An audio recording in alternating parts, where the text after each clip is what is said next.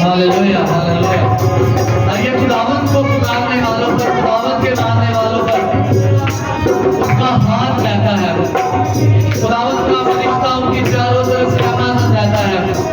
आइए उस पर तवक्कल कीजिए, अपना ध्यान उसकी तरफ लगाइए, उसके पास रूह को अपनी जिंदगी में मांग लीजिए। वो सदा खुदा आपकी जिंदगी को बरकतों से भर देगा। हालेलुया।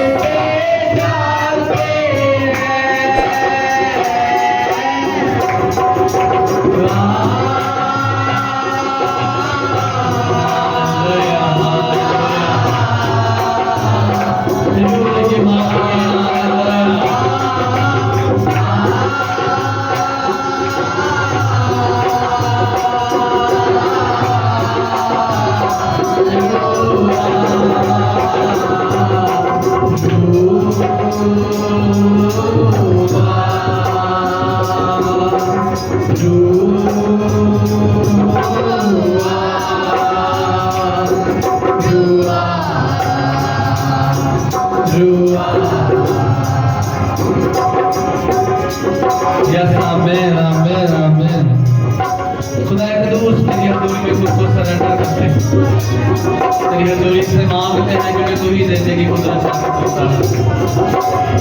आज एक जान को छू ले खुदा। हालेलुया ओ हालेलुया हालेलुया। बारिश होगी रूहे पाक के बादल से, धुल जाएंगे पाप के धब्बे हर दिल से। बारिश होगी रूहे पाक के